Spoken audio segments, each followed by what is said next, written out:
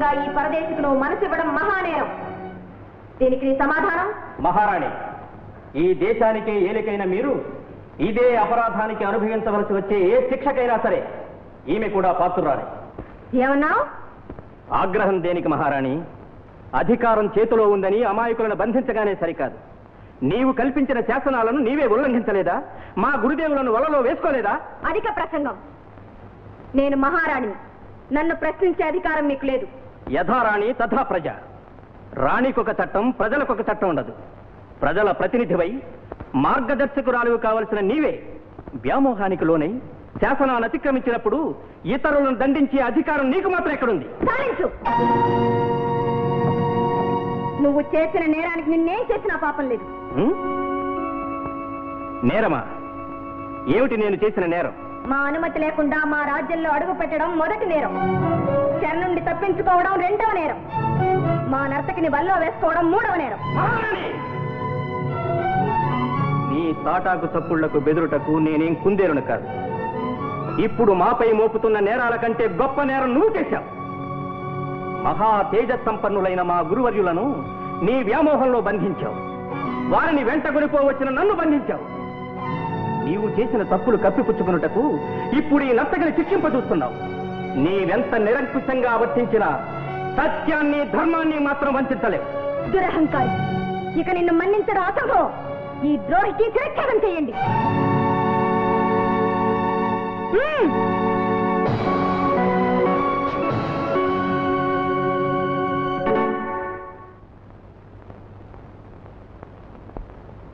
మహారాణి, శిరచ్ఛేదమా?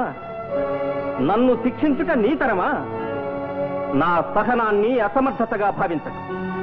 పరమ శాంత స్వభావులైన మా గురుదేవులకు పరితాప కారణమగునేమోనని ఇంతవరకు నీ ఆగడాలన్నీ సహించాను. కానీ సూచించుతున్న నీ దురాగతాలను ఇంకొక క్షణం కూడా ఉపేక్షించను. తక్షణమే నిన్ను, నీ నిరంకుశత్వాన్ని, నీ సామ్రాజ్యాన్ని భస్మీపటం చేస్తాను. శాంతించు నాయనా, ఆవేశం తగదు. రాణి, నీ ప్రవర్తన అసమంజసం, అవివేకం. గురుదేవా, మహారాణి, గోరఖ్ వాదన న్యాయసమ్మతమైంది. నీకొక ధర్మం, ప్రజకొక ధర్మం లేదు. ఇతరులను దండించే ముందు నిన్ను నీవే దండించుకోవాలి. ప్రభు. మహారాణి, నీకు శాసనాలు చట్టాలు ప్రధానమైన నాడు నీవు నీ ప్రభువును మర్చిపోక తప్పదు. జరిగింది ఏదో జరిగిపోయింది. ఇక మేము ఈ శ్రీ సామ్రాజ్యంలో ఉండటం ఉచితం కాదు. ఏమైనా నీవు మాకిచ్చిన ఆతిథ్యానికి కృతజ్ఞుని. గోరఖ్, పదనాయన పద. అలక్ నిరంజన్. ఇది న్యాయమా? మీరే సర్వస్వం అనుకున్న నన్ను విడుచుట ధర్మమా? ధర్మం రాణి, నీ స్వార్థం ధర్మాచరణకు ప్రతిబంధకం కారా. నా కోసం ఇంత దవ్వు వచ్చిన గోరఖుడు నిరాకరించుట కూడా ఉచితం కాదు. మహారాణి, నా కర్తవ్యాన్ని నిర్వహించక తప్పదు. తప్పదా ప్రభు? రానున్నది దీపావళి. ఆనాడు మన చిరంజీవికి పట్టాభిషేకం. కనీసం అంతవరకైనా ఏదేను రాళ్ళు విడవకండి. నా ఈ కోరిక మన్నించండి ప్రభు.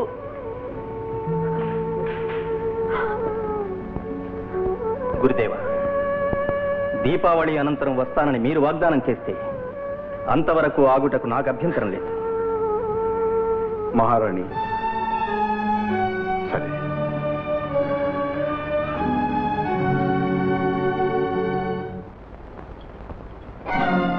మహారాణి, ఈ శ్రీ సామ్రాజ్యంలో నన్ను మీ ఆంతరంగికునిగా నియమించిన మీ ఔదార్యానికి కృతజ్ఞతలు. అధికారం లభించిందని ఆనందించడం కాదు, నీ అర్హతను కూడా నిరూపించుకోవాలి. అవశ్యం మహారాణి. ఏం ఆజ్ఞ? నేను కోరేది నువ్వు చేయవలసింది ఒక్కటే.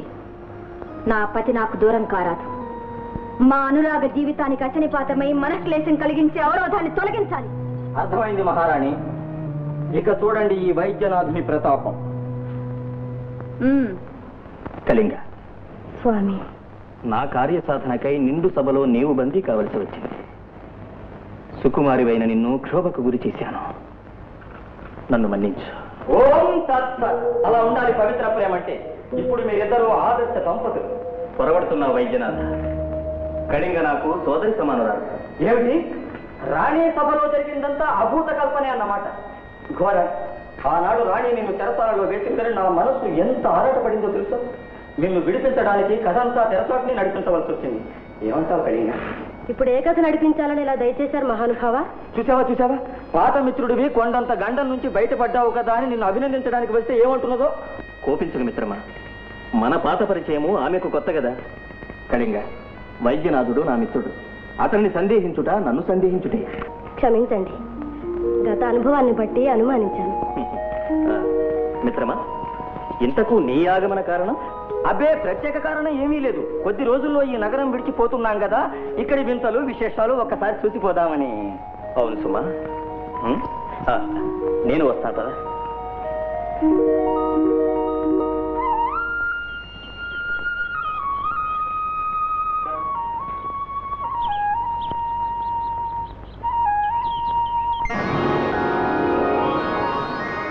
ఓం తత్సత్. ఫళా వైద్యనాథ, నీ శక్తి సామర్థ్యాలను అభినందిస్తున్నాను. ఇదిగో బహుమతి. ఏమిటి రాణి, ఏదో బహుమానం అంటున్నావు? ఏం లేదు ప్రభు, రేపు దీపావళి కదా. అవును. నగరాలంకార సన్నాహాలను మన వైద్యనాథునికి అప్పగిస్తున్నాను. ఓహో, అదే. మంచి పని చేస్తున్నావు. మా శిష్యుడిట్టి పనులలో కడు సమర్థుడు. నీ ఆశయములకు అనుగుణ్యంగా తన నైపుణ్యాన్ని ప్రదర్శించగలడు. వైద్యనాథ, దేవా, ముందెన్నడూ కనీ విని ఎరుగనంత వైభవముగా నీవి దీపావళిని తీర్చిదిద్దవలే. తెలిసితివి కదా? ఆజ్ఞ గురుదేవా.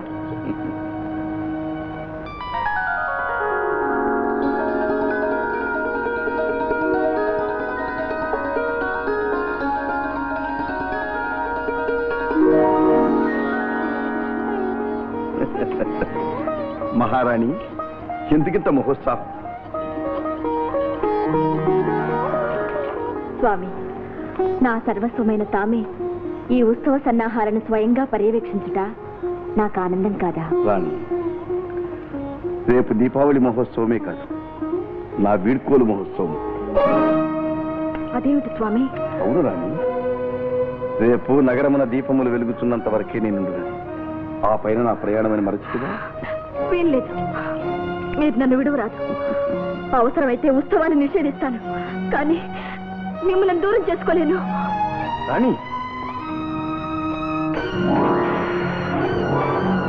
ఉత్సవ సన్నాహాలన్నీ ఆపండి. ఈ నగరంలో ఒక్క జ్యోతి కూడా వెలుగరాదు. మహారాణి, ఏమిటి ఆవేశం? నీ స్వార్థంతో నగరాన్ని అంధకార బంధనం చేస్తావు. అంధకారం కానివ్వండి, అల్లకల్లోలం కానివ్వండి, నగరంలో జ్యోతులు వెలుగునిచ్చి నా జీవన జ్యోతి అని మిమ్మల్ని నా నుండి దూరం చేసుకోలేను.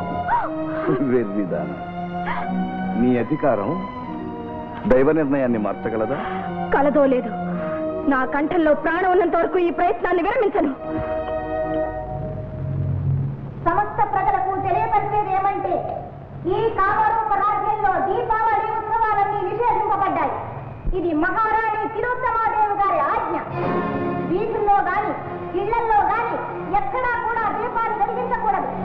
ఆగలేలా చేసిన వారు కఠిన దండనకు గురి కాగలరని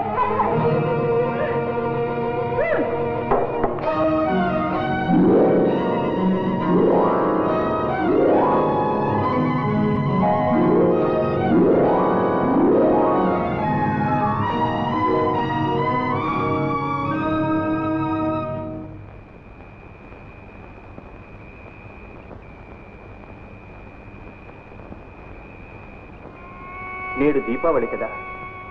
మహోజ్వల కాంతులతో ప్రకాశించవలసిన ఈ నగరం అంధకార బంధురంగా ఉండటకు గల కారణం? ఇది మా మహారాణి గారు ఆశిస్తోంది. నగరంలో జ్యోతి వెలిగితే ఆవిడ జీవిత జ్యోతి ఆరిపోతుంది.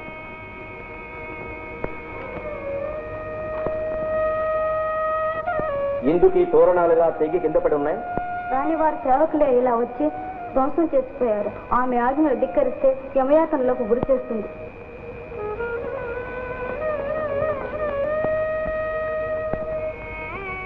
మునివాకిట శుభప్రదమైన ముగ్గురు కూడా చెల్లా చెదురు చేశారు. ఏం చెప్పమంటారు స్వామి? ఈ దేశానికి ఏదో శని పట్టింది. అంతా మహారాణి వారి ఇస్తారంటే ఏం చేయగలం, ఎలా బ్రతకగలం? ఇంత నిరంకుశత్వమా, ఇంతటి నయవంచనమా? మహారాణి అలెక్స్ నిరంజన్. మహారాణి, ఆశ్చర్యం, ఆరిపోయిన దీపాలన్నీ మళ్ళీ వెలుగుతున్నాయి. మహారాణి, ప్రజలంతా మహోత్సవంతో పండుగ జరుపుకుంటున్నారు. గోరఖనాథ్ వస్తున్నాడు.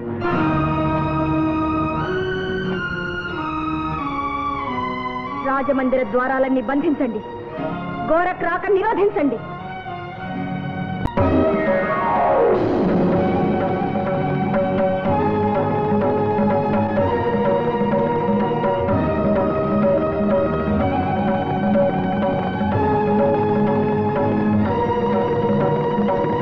ఏం మహారాణి, పాతాళ కోపం నుండి ఎలా బయటపడ్డాడా అని ఆశ్చర్యంగా ఉందా? నీ పన్నాగాలన్నీ విఫలమయ్యాయని భయపడుతున్నావా? ఎక్కడ మా గురుదేవుడు?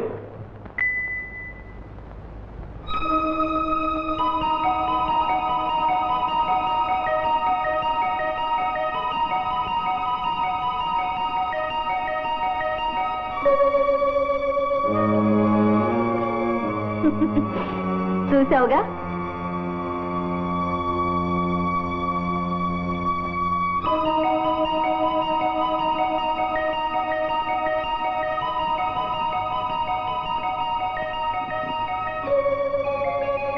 జై జగద్గురు.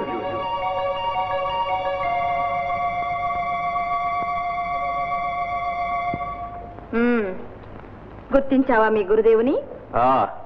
బాగా గుర్తించాను. అయితే ఇకనే నిరభ్యంతరంగా తీసుకుని వెళ్ళు. అందుకు సందేహమా మహారాణి? Alex Niranjan, Alex Niranjan.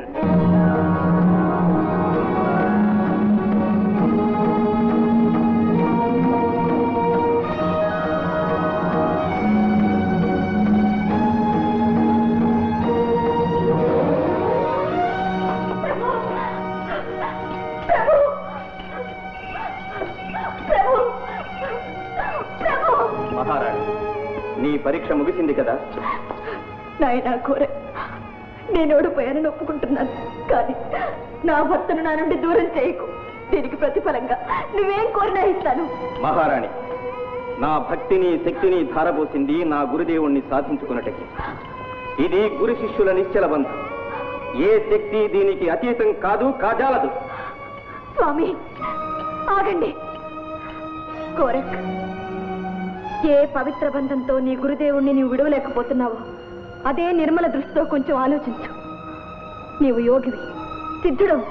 నీ సర్వశక్తులు సర్వమానవ కళ్యాణానికి వినియోగించాలి, కానీ ఇలా సంసారాన్ని సర్వనాశనం చేయడానికి కాదు. నీ గురుదేవుడిపై నీకు గల భక్తికి సంతోషమే, కానీ నా పతిదేవుడిపై నాకు గల ఆరాధనని నీవు మన్నించాలి కదా. నీ గురుదేవుడు నీకు పూజనీయుడైనాడు. నేను నీ గురుపత్నిని, నీకు తల్లిని కాదా?